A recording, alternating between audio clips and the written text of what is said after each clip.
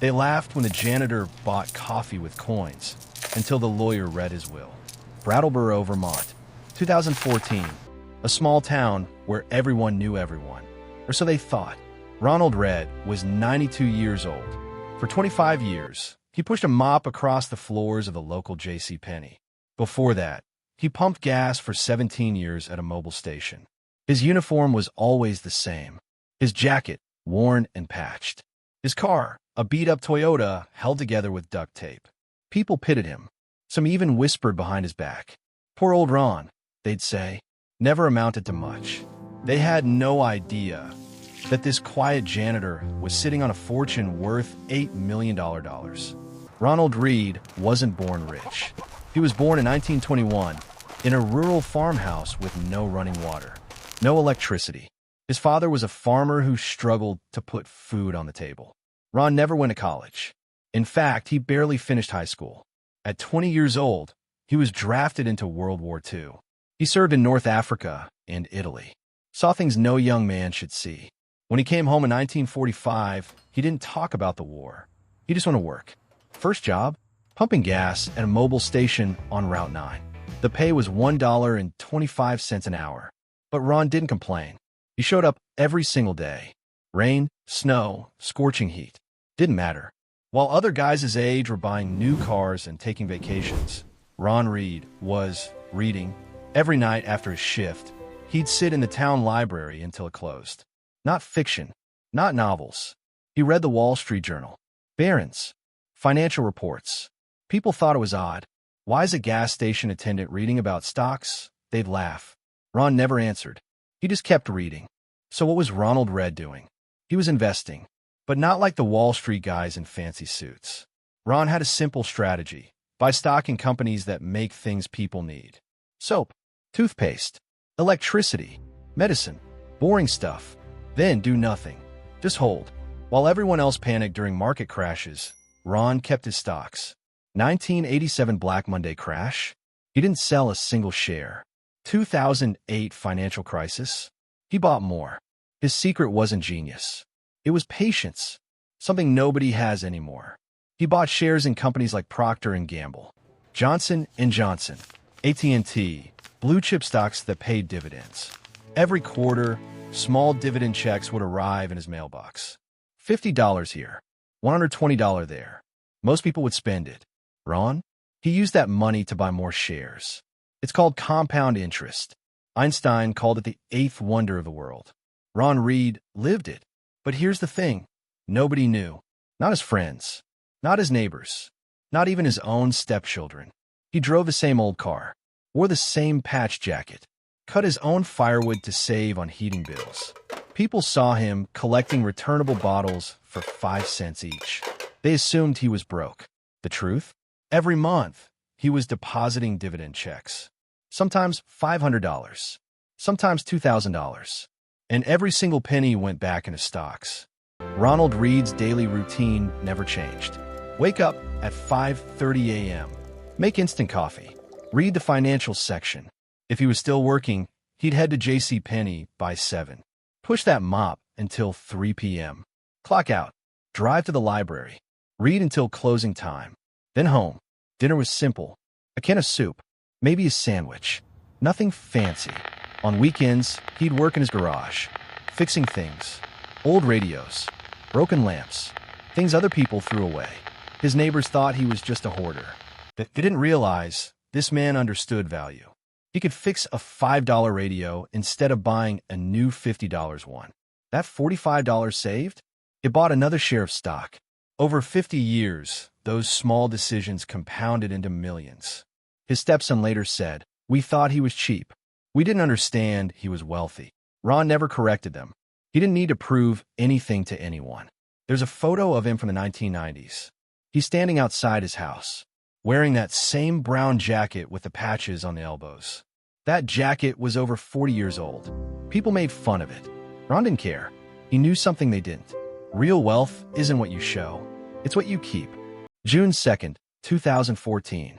Ronald Read died peacefully at age 92. The funeral was small. A handful of people from town.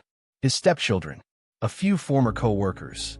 The local lawyer handling his estate was there too. Attorney Lori Rowell. She'd prepared his will months earlier. Ron had been very specific about his wishes. After the service, Attorney Rowell gathered the family in her office. She opened the will, and what she read stunned everyone into silence. Ronald Read's estate was worth $8 million. $8 million. His stepchildren couldn't believe it. The janitor? The man who collected bottles for nickels? The guy with the duct tape car? Impossible. But it was true. The portfolio was methodical. 95 different stocks. All blue-chip companies. Some held for over 50 years. The math was simple but staggering. If Ron had invested just $300 per month starting in 1960, with average market returns of 10% annually, by 2014, that becomes $8 million. He didn't day trade, didn't chase hot stocks, didn't panic sell. He just waited. And a will? That shocked people even more. Ron left $2 million to his stepchildren. The remaining $6 million? He gave it away. $4.8 million went to the local hospital. Brooks Memorial Library received $1.2 million. The man who spent every evening in that library for 50 years just saved it from closing. The hospital used his donation to build a new wing. It's named after him, the Ronald Read Wellness Center. The janitor now has a building with his name on it. The story of Ronald Read went viral. News outlets across America covered it. The New York Times, Forbes, Wall Street Journal. Everyone wanted to know, how did a janitor become a millionaire? But they were asking the wrong question. Ronald Read didn't become a millionaire. He always lived like one. True millionaires don't need to show it. There's a famous study by Dr. Thomas Stanley. He researched actual millionaires for decades. His finding? Most millionaires don't drive luxury cars. They don't wear designer clothes. They live in modest homes. They invest quietly. They spend wisely. Ronald Read proved this perfectly.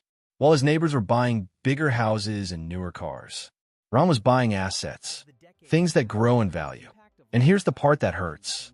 Most of those neighbors who pitied him, they retired broke. Social Security checks, maybe a small pension, living month to month. Ron retired with $8 million. The difference wasn't intelligence. It wasn't a high-paying job. It was patience, discipline, and understanding one simple truth. It's not what you earn. It's what you keep and grow. A janitor making $50,000 a year who saves and invests $15,000 will die richer than a lawyer making $200,000 who spends $210,000. Ron understood this at age 25. Most people never learn it. Today, if you visit Brattleboro, Vermont, you'll see Ronald Read's legacy everywhere. The hospital wing that bears his name treats over 50 patients daily. Cancer treatments, heart surgeries, lives saved by a janitor's quiet generosity. The library he loved? It expanded, added computers, children's programs, all funded by the man who sat in the corner reading financial newspapers for 50 years. But the real legacy isn't the buildings. It's the lesson. After Ron's story went viral, something incredible happened.